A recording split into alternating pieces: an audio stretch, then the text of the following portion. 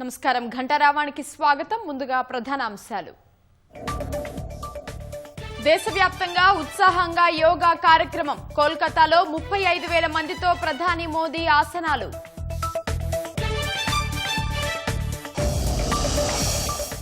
ప్రపంచవ్యాప్తంగా యోగా అందరినీ ఏకం చేస్తుందన్న మోదీ, ప్రజల జీవనాన్ని అభివృద్ధి పథం వైపు నడిపిస్తుందని స్పష్టీకరణ. హైదరాబాద్ ఇందిరా పార్కులో ఘనంగా యోగా వేడుకలు. ప్రతి ఒక్కరూ జీవితంలో భాగం చేసుకోవాలని బీజేపీ పిలుపు.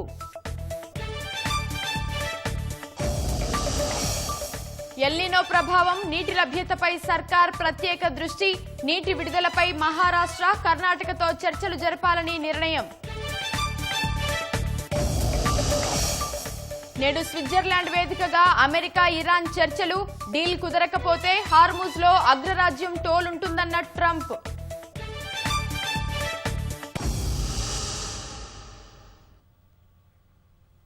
యోగా ప్రపంచంలోనే అతిపెద్ద సామూహిక ఉత్సవంగా మారిందని ప్రధాని నరేంద్ర మోదీ తెలిపారు.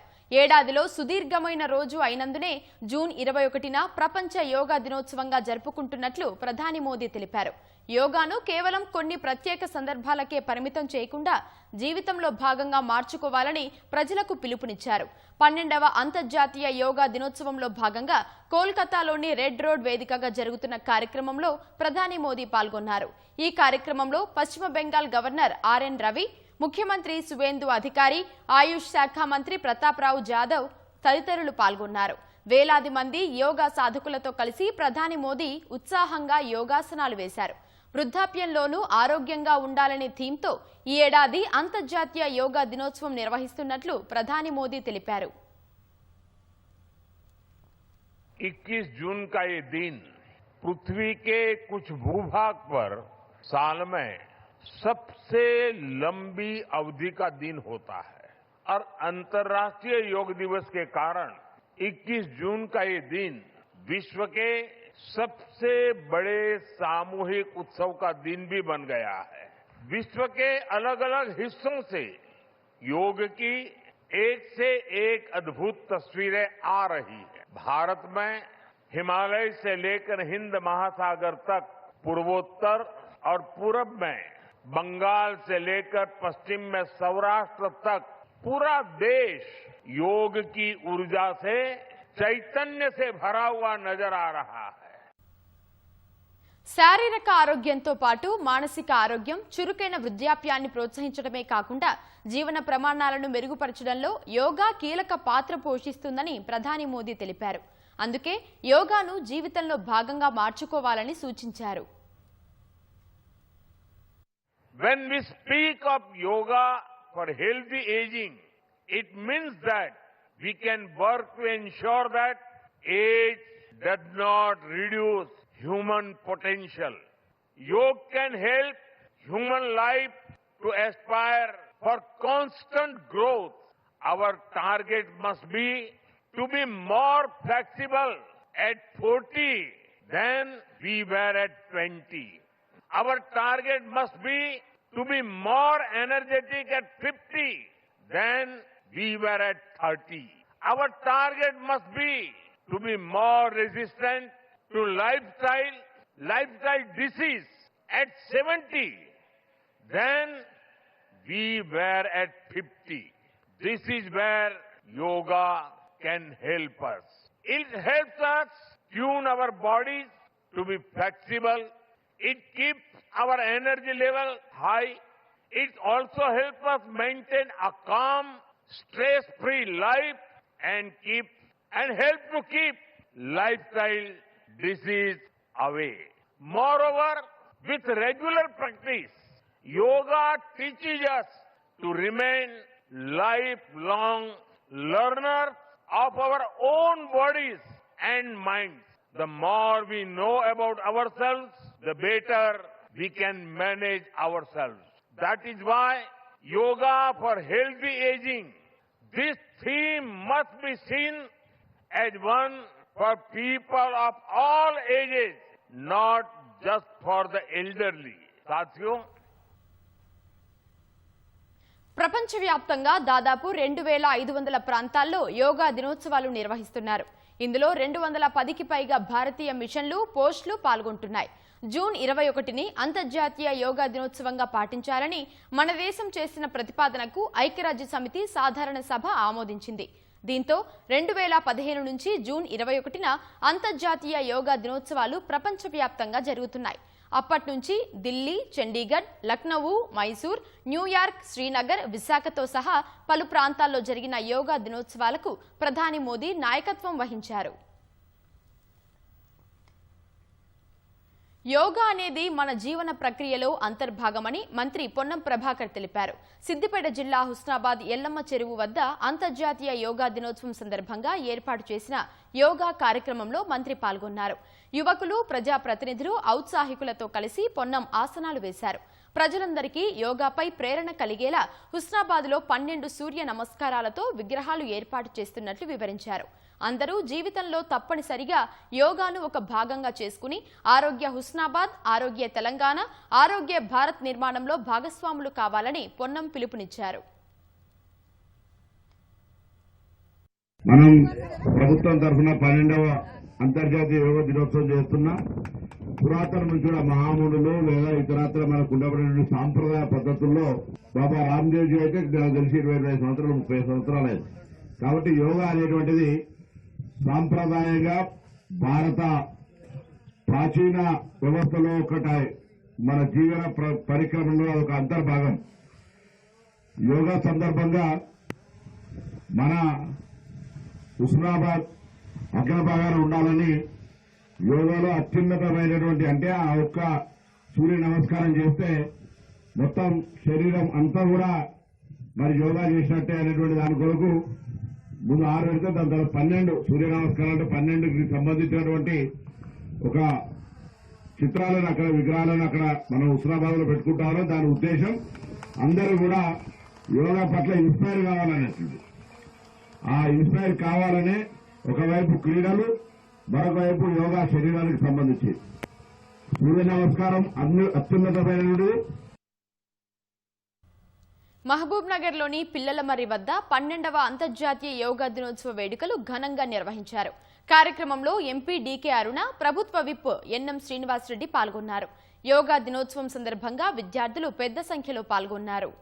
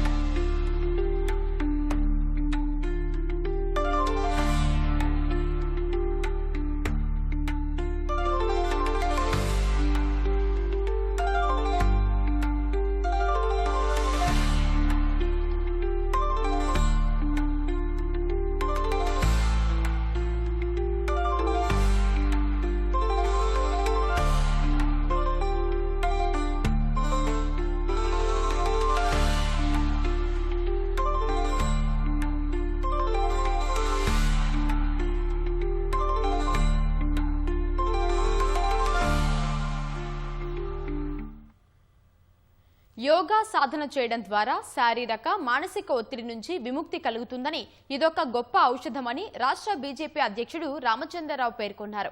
హైదరాబాద్లోని ఇందిరా పార్క్ వద్ద బీజేపీ ఆధ్వర్యంలో అంతర్జాతీయ యోగా దినోత్సవ వేడుకలు ఘనంగా జరిగాయి. ప్రతి ఒక్కరూ యోగాను జీవితంలో భాగం చేసుకోవాలని ఆయన సూచించారు. నిత్యం యోగా చేయడం ద్వారా అనారోగ్య సమస్యలు తొలగుతాయన్నారు. యోగా అనేది భారతదేశం ప్రపంచానికి అందించిన అత్యంత విలువైన సంపద అని రామచంద్రరావు కొనియాడారు. మన దేశ గొప్పదనాన్ని, ప్రాచీన సంస్కృతిని విశ్వవ్యాప్తం చేయడంలో యోగా కీలక పాత్ర పోషించిందని రాజ్యసభ సభ్యులు లక్ష్మణ్ తెలిపారు. ప్రాచీన సంస్కృతిలో భాగమైన యోగా మన పూర్వీకుల నుంచి వస్తున్న సాంప్రదాయమని వివరించారు. యోగా ద్వారా మానసిక ఒత్తిడి కానీ, శారీరక చిన్న చిన్న సమస్యలు కానీ అవన్నీ పోయేటటువంటి ఒక అవకాశాలు ఉంటాయి. ముఖ్యంగా ఈరోజు ఒక అందరం కూడా మనం చాలా స్ట్రెస్డ్ లైఫ్లో ఉన్నాం. మనం యోగా ఒక యాంటీ డిప్రెషన్ యాక్టివిటీ. ఇది యోగా చేసిన వారికి చాలా వరకు డిప్రెషన్ తక్కువ ఉంటాయి. కాబట్టి ముఖ్యంగా యువకులు విద్యార్థులు యోగా అభ్యాసాలు చేస్తే తప్పకుండా వారి యొక్క జీవితంలో మార్పు ఉంటుంది. వారు సంతోషంగా సుఖంగా ఉండేటటువంటి అవకాశాలు ఉంటాయి. మనం చూస్తూ ఉన్నాం ఈరోజు స్కూల్స్లో, కాలేజెస్లో, అదేవిధంగా మన ఒక నిత్య జీవితంలో మనం ఒత్తిడికి గురై అనేక ట్యాబ్లెట్స్ అవి వాటికి వాడుతూ ఉన్నాం. వాటన్నిటికన్నా ఈ యోగా అనేది బెస్ట్ మెడిసిన్ అనేది మనం గుర్తించుకోవాలి. భారతదేశంలో జన్మించే ఈ విద్య నరేంద్ర మోదీ గారు దాదాపు 173 దేశాల్లో ఈరోజు యోగా దివస్గా మనం జరుపుకుంటున్నాం. ఇది ప్రపంచంలోనే యోగాకు గుర్తింపు వచ్చింది. తద్వారా భారతదేశానికి కూడా గుర్తింపు వచ్చింది. దీని ఒక శ్రేయ ఏదైతే ఉందో అది నరేంద్ర మోదీ గారికి వెళ్తుంది. నరేంద్ర మోదీ గారు మరి ఈ యొక్క యోగాభ్యాసాలతోనే ఈరోజు వారిలో ఉన్నటువంటి ఆ బలము, ఆ ఊర్జ, ఆ శక్తి అవుతుందో వారి యోగా. సో కాబట్టి మనందరం కూడా ప్రతిరోజు యోగా చేయాల్సిందిగా కోరుతూ అందరం కూడా, ఎందుకంటే రాజకీయాల్లో ముఖ్యంగా యోగా అభ్యాసాలు చాలా అవసరం. వికారాబాద్ జిల్లా తాండూరులో అంతర్జాతీయ యోగా దినోత్సవ వేడుకలు ఘనంగా నిర్వహించారు. విలియమున్ చౌరస్తా మైదానంలో యోగా ఆసనాలు నిర్వహించారు. పతాంజలి యోగా సమితి ఆధ్వర్యంలో చేపట్టిన కార్యక్రమానికి MLA Manohar Reddy, municipal chairperson Neeraja, ప్రముఖులు, పతాంజలి యోగా సభ్యులు, విద్యార్థులు పాల్గొని యోగాసనాలు చేశారు. యోగా విశిష్టతను యోగా గురువు ప్రవీణ్ కుమార్ వివరించారు.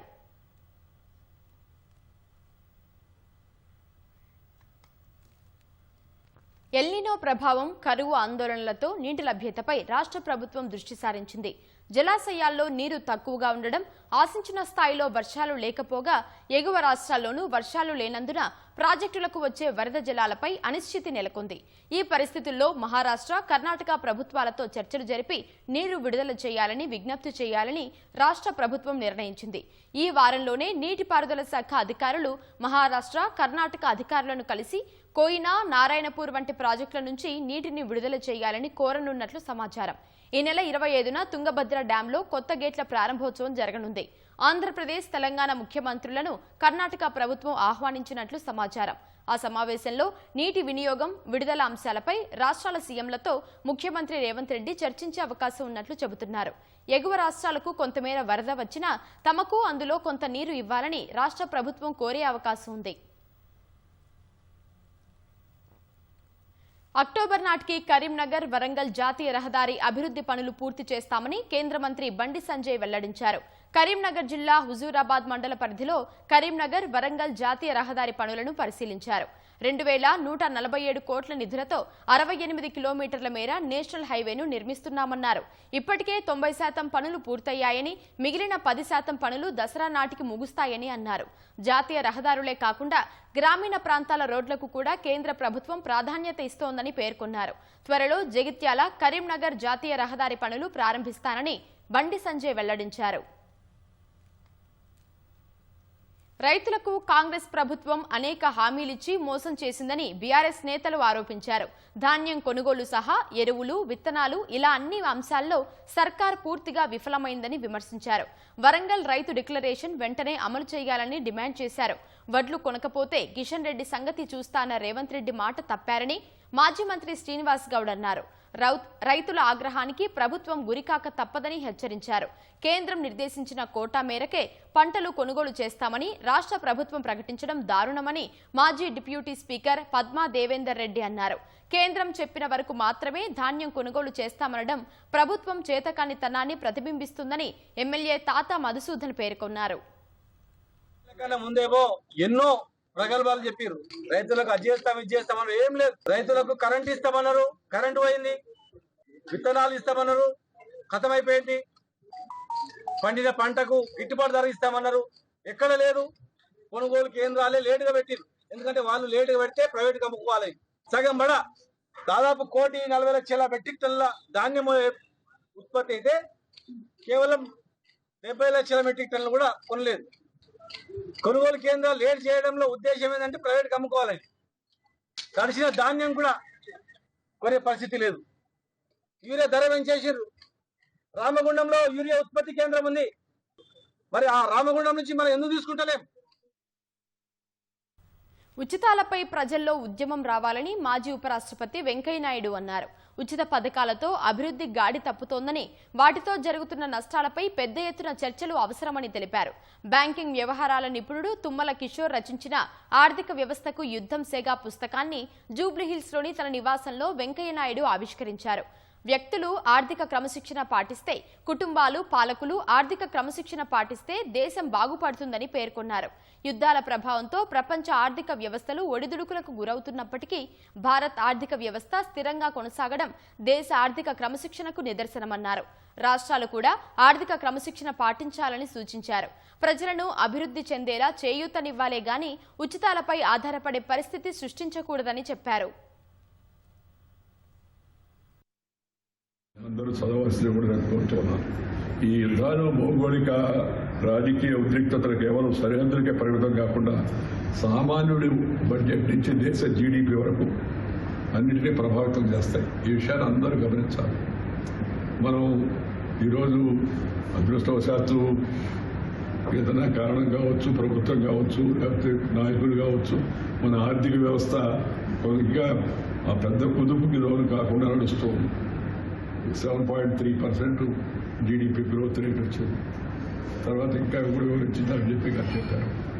మనము సమాజంలో ఉన్న ప్రతి ఒక్క వ్యక్తి కూడా ఒకటి ఆర్థిక పరిజ్ఞానం, రెండు ఆర్థిక క్రమశిక్షణ, సామాన్యుడి నుంచి పరిపాలకుడి దాకా అందరూ పాటించాల్సిన అవసరంతో ఉంది.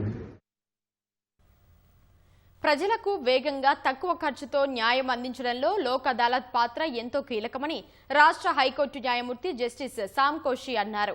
వివాదాలను రాజీ మార్గంలో పరిష్కరించుకోవడం ద్వారా సమయం, ధనం ఆదా కావడంతో పాటు కుటుంబ, సామాజిక సామరస్యం నెలకొంటుందని పేర్కొన్నారు. నాంపల్లి కోర్టులో జాతీయ లోక్ అదాలత్ను in-charge sessions judge J Vikram ప్రారంభించారు. ఈ లోక్ అదాలత్ను రాష్ట్ర న్యాయ సేవాధికార సంస్థ సభ్య కార్యదర్శి పంచాక్షరితో కలిసి జస్టిస్ సామ్ కోషి సందర్శించారు. లోక్ అదాలత్ బెంచీలను పరిశీలించి రాజీ ప్రక్రియను ప్రత్యక్షంగా చూశారు. అర్హత ఉన్న రాజీ యోగ్యమైన కేసును లోక్ అదాలత్కు రిఫర్ చేయాలని జస్టిస్ సామ్ కోషి సూచించారు. పెండింగ్, ప్రీ లిటిగేషన్ కేసులను పరస్పర అంగీకారంతో పరిష్కరించుకోవడం ద్వారా కోర్టులపై భారం తగ్గుతుందని ఇన్ఛార్జి సెషన్స్ జడ్జి విక్రమ్ తెలిపారు.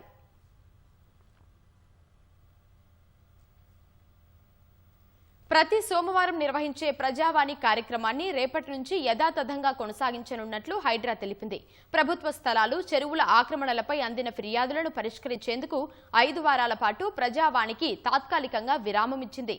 ఫిర్యాదులపై క్షేత్రస్థాయిలో పరిశీలించి ఆక్రమణలని కూల్చివేసే కోట్ల విలువైన ప్రభుత్వ స్థలాలను రక్షించింది. ఈ క్రమంలో మళ్లీ ప్రజావాణిని కొనసాగిస్తున్నట్లు ప్రకటించిన హైడ్రా వర్షాకాలాన్ని దృష్టిలో పెట్టుకుని ఎదురయ్యే సమస్యలకు అధిక ప్రాధాన్యత ఇవ్వనున్నట్లు వెల్లడించింది. హైదరాబాద్లో నీట మునిగే ప్రాంతాలు, అందుకు గల కారణాలను ఫిర్యాదులో స్పష్టంగా పేర్కొంటే వాటి పరిష్కారానికి హైడ్రా కృషి చేస్తుందని తెలిపింది. వరద కాలువలు, చెరువుల కబ్జాలతో పార్కులు, ప్రభుత్వ భూములు, ప్రజావసరాలకు ఉద్దేశించిన స్థలాల ఆక్రమణలు ఏవైనా ఉంటే ప్రజావాణిలో ఫిర్యాదు చేయవచ్చని హైడ్రా వివరించింది. అంతరించిపోతున్న అరుదైన వన్యప్రాణుల సంరక్షణ కోసం రాష్ట్ర అటవీ శాఖ చేపడుతున్న కృషికి మరో ప్రతిష్టాత్మక గుర్తింపు లభించింది. మౌస్ డీర్ సంరక్షణ, బ్రీడింగ్, అడవుల్లోకి పునరావాసం కార్యక్రమం విజయవంతంగా అమలు చేసినందుకు నెహ్రూ జూలాజికల్ పార్కుకి ప్రతిష్టాత్మక స్కాచ్ అవార్డు దక్కించింది. వన్యప్రాణుల సంరక్షణ విభాగంలో ఆ అవార్డును అందుకున్న దేశంలోని తొలి జూ పార్కుగా నెహ్రూ జూలాజికల్ పార్క్ నిలిచింది. కేంద్ర ప్రభుత్వం వికసిత్ భారత్ కార్యక్రమంలో భాగంగా అందించే ఈ అవార్డుల కార్యక్రమం ఢిల్లీలో ఘనంగా జరిగింది.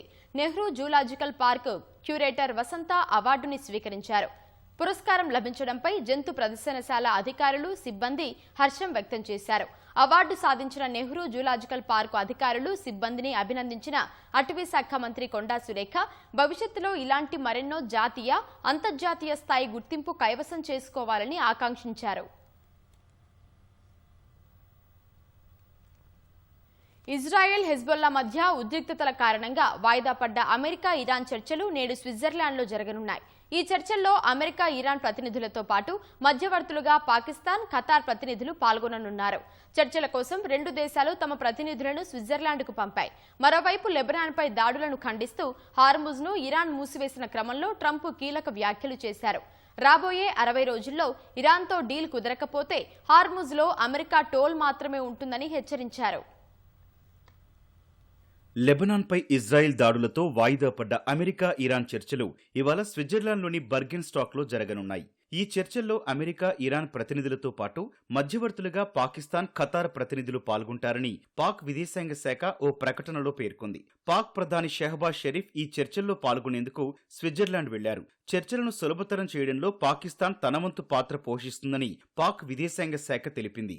లెబనాన్పై దాడులను నిరసిస్తూ స్విట్జర్లాండ్ ప్రయాణాన్ని రద్దు చేసుకుంటున్నట్టు తొలుత ఇరాన్ ప్రకటించింది. ఇజ్రాయిల్ దాడులను ఆపాలని డిమాండ్ చేసింది.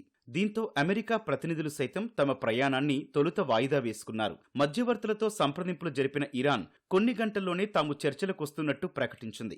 ఈ క్రమంలోనే అమెరికా సైతం చర్చలకొస్తున్నట్టు పేర్కొంది. అమెరికా ప్రతినిధులు విట్కాఫ్, కుష్నర్లు ఇప్పటికే స్విట్జర్లాండ్కు చేరుకున్నారు. అమెరికా ఉపాధ్యక్షుడు జేడీ వాన్స్ సైతం చర్చల్లో పాల్గొననున్నారు. దక్షిణ లెబనాన్లోని ఇజ్రాయెల్ జరిపిన దాడుల్లో 32 మంది మృతి చెందిన ఘటనను ఖండిస్తూ హార్మోజ్ను శనివారం ఇరాన్ మూసివేసింది. ఈ క్రమంలో అమెరికా అధ్యక్షుడు ట్రంప్ కీలక హెచ్చరిక చేశారు. 60 రోజుల్లోగా ఇరాన్తో తుది ఒప్పందం కుదరకపోతే హార్మోజ్ నుంచి వెళ్లే నౌకలపై అమెరికా టోల్ వసూలు చేస్తుందని ట్రంప్ హెచ్చరించారు.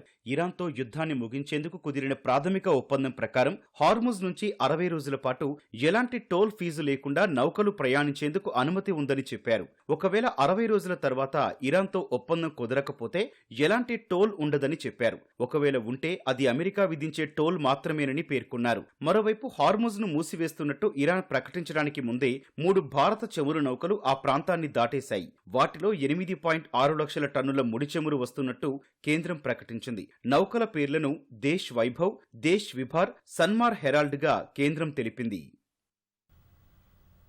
అంతర్జాతీయ మార్కెట్లో ముడి చమురు ధరల్లో తీవ్ర హెచ్చుతగ్గులు ఉన్నప్పటికీ దేశంలో పెట్రోల్, డీజిల్ ధరలు పెరగాల్సినంతగా పెరగలేదని కేంద్ర పెట్రోలియం, సహజ వాయువు శాఖ మంత్రి హర్దీప్ సింగ్ పురి అభిప్రాయపడ్డారు. వాస్తవిక దృష్టితో చూస్తే దేశంలో ఇంధన ధరల్లో పెద్ద మార్పేమీ లేదని పేర్కొన్నారు. ఉత్తరప్రదేశ్లోని సోన్భద్ర జిల్లాలో కేంద్ర మంత్రి పర్యటించారు. ఈ సందర్భంగా మీడియాతో మాట్లాడిన హర్దీప్ సింగ్ పురి 2021-2022 తర్వాత ఇటీవల మరోసారి ప్రధాని నరేంద్ర మోదీ కేంద్ర ఎక్సైజ్ పన్నును తగ్గించారని గుర్తు చేశారు. పన్ను తగ్గింపు వల్ల లీటర్ పెట్రోల్, డీజిళ్లపై ప్రభుత్వం 10 రూపాయల చొప్పున భారం మోస్తోందని అన్నారు. ఆ ప్రకారం చూస్తే లీటర్ పెట్రోల్, డీజిళ్లపై మొత్తం పెరుగుదల 7.60 రూపాయలకే పరిమితమవుతుందని పూరి వివరించారు. పశ్చిమాసియా సంక్షోభం కారణంగా చమురు మార్కెటింగ్ కంపెనీలు రోజుకు సుమారు 1000 కోట్ల రూపాయల నష్టాన్ని చవిచూశాయని చెప్పారు. అయినా ఆ భారాన్ని ప్రభుత్వం వినియోగదారులపై మోపలేదని తెలిపారు. ప్రస్తుతం చమురు సంస్థల వద్ద అధిక ధరలకు కొనుగోలు చేసిన ముడి చమురు నిల్వలు ఉన్నాయని వెల్లడించారు. తక్కువ ధరకు కొనుగోలు చేసిన సరుకు రిఫైనరీలకు చేరితే దేశీయంగా ఇంధన ధరలు తగ్గే అవకాశం ఉందని పూరి తెలిపారు. ద్రవ్యోల్బణం, ధరల పెరుగుదల వల్ల ప్రజల పొదుపు మొత్తాలు వేగంగా కరిగిపోతున్నాయని కేంద్రంపై కాంగ్రెస్ మండిపడింది. సామాన్యులు కనీస అవసరాలు కూడా తీర్చుకోలేని స్థితిలో ఉంటే బీజేపీ మాత్రం ఇతర పార్టీల నేతల కొనుగోలులో నిమగ్నమై ఉందని ఆ పార్టీ అధ్యక్షుడు మల్లికార్జున ఖర్గే విమర్శించారు. అసమానత్వం, నిరుద్యోగంతో యువతలో వెల్లువెత్తుతున్న ఆగ్రహం వంటివి దేశాన్ని కుదిపేస్తున్నాయని పేర్కొన్నారు. మోదీ ప్రభుత్వ ఆర్థిక నిర్వహణ లోపం వల్ల సామాన్య కుటుంబాలు నాశనమవుతున్నాయని ఖర్గే ఎక్స్లో పోస్టు చేశారు. రిటైల్ ద్రవ్యోల్బణం 16 నెలల గరిష్ట స్థాయికి చేరిందని రాసుకొచ్చారు. ఆహార ద్రవ్యోల్బణం 4.78% ఉందని తెలిపారు. రూపాయి విలువ పతనం సహా విదేశీ పట్టుబడిదారులు భారత్ను దూరం పెడుతున్నాయని ఖర్గే పేర్కొన్నారు.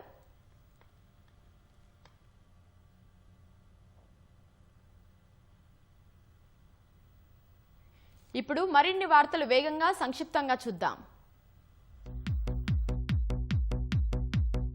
సంగారెడ్డి జిల్లా పటాన్ చెరువులో 10వ తరగతి ఫలితాల్లో ప్రతిభ కనపరిచిన 438 మంది విద్యార్థినులకు ఎమ్మెల్యే మహిపాల్ రెడ్డి సైకిళ్లు పంపిణీ చేశారు. విద్యార్థులు భవిష్యత్తులో ఉన్నత లక్ష్యానికి చేరుకోవడమే లక్ష్యమని వివరించారు.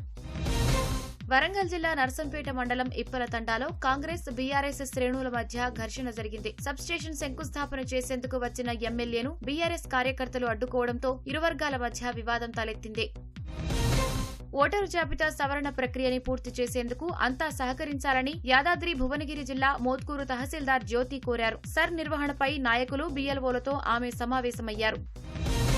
45 మంది ఆచార్యులకి పదోన్నతులు కల్పించాలని Telangana varsity teachers association demand చేసింది. 2014లో నియమితులైన అధ్యాపకులపై కొందరు చేసిన ఆరోపణలు అవాస్తవమని చెప్పారు. హైదరాబాద్ బంజారా హిల్స్ లో women empowerment Telugu association poster ను ఆ సంస్థ వ్యవస్థాపకురాలు ఝాన్సీ రెడ్డి ఆవిష్కరించారు. మహిళా సాధికారతే లక్ష్యంగా ఏర్పాటైన సంస్థను ఈ నెల తెలంగాణలో ప్రారంభించనున్నట్లు ఆమె తెలిపారు. హైదరాబాద్ కూకట్పల్లిలో ప్రభుత్వ పాఠశాలల విద్యార్థులకు జోయా లూకాస్ సంస్థ స్కూల్ బ్యాగులు పంపిణీ చేసింది. దేశవ్యాప్తంగా 13,000 మంది విద్యార్థులకు అందించడమే లక్ష్యమని తెలిపింది.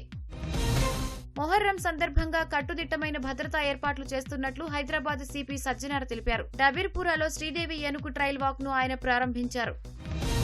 మహబూబాబాద్ జిల్లా బయ్యారం మండలంలోని పలు పాఠశాలలు, అంగన్వాడీ కేంద్రాలను కలెక్టర్ స్నేహ శబరీష్ పరిశీలించారు. టీచర్లు సరిగా బోధించడం లేదంటూ ఆగ్రహం వ్యక్తం చేశారు. పోలీసు సిబ్బంది శారీరక దృఢత్వం కలిగి ఉండాలని ఆదిలాబాద్ ఏఆర్ హెడ్ క్వార్టర్స్ లో పరేడ్ నిర్వహించారు. విధి నిర్వహణలో ప్రతి ఒక్కరూ బాధ్యత వహించాలని ఎస్పీ అఖిల్ మహాజన్ సూచించారు. హైదరాబాద్ లోని ధర్నా చౌక్ వద్ద ఆల్ ఇండియా లాయర్స్ యూనియన్ ఆధ్వర్యంలో న్యాయవాదులు ధర్నా చేపట్టారు. 500 కోట్లతో కార్పస్ ఫండ్ సమకూర్చాలని రాష్ట్ర ప్రభుత్వాన్ని డిమాండ్ చేశారు. హైదరాబాద్ రాజేంద్రనగర్ లో ట్రాఫిక్ పోలీసులు వాహన తనిఖీలు చేపట్టారు. నిబంధనలు ఉల్లంఘించిన పలువురు వాహనదారులపై చర్యలు చేపట్టినట్లు తెలిపారు. హనుమకొండ జిల్లా భీమదేవరపల్లిలో నిబంధనలు ఉల్లంఘించిన ప్రభుత్వ ఉపాధ్యాయుడు ఎల్లయ్యని డీఈఓ సస్పెండ్ చేశారు. చిట్టీల పేరిట కోట్లకి పైగా వసూలు చేసి మోసాలకు పాల్పడటంతో చర్యలు చేపట్టారు.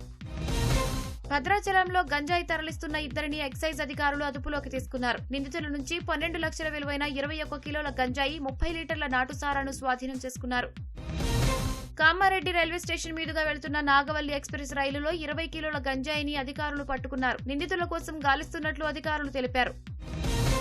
జనగామ జిల్లా స్టేషన్ఘన్పూర్లో స్నేహితులతో కలిసి ఈతకు వెళ్లి ఓ బాలుడు బావిలో నీట మునిగి గల్లంతయ్యాడు. సమాచారం అందుకున్న పోలీసులు గాలింపు చర్యలు చేపట్టారు.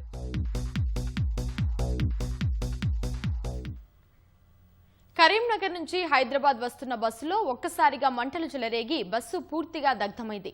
కరీంనగర్ బస్టాండ్ నుంచి హైదరాబాద్కు బయలుదేరిన ఎలక్ట్రికల్ బస్సు అలుగునూరుకు చేరుకోగానే బస్సులో అకస్మాత్తుగా మంటలు వ్యాపించాయి. డ్రైవర్ అప్రమత్తమై ప్రయాణికులను కిందకి దించడంతో భారీ ప్రమాదం తప్పింది. ఘటనా స్థలికి చేరుకున్న అగ్నిమాపక సిబ్బంది మంటలను అదుపు చేశారు. దీంతో బస్సులో ఉన్న ప్రయాణికులందరూ ఊపిరి పీల్చుకున్నారు.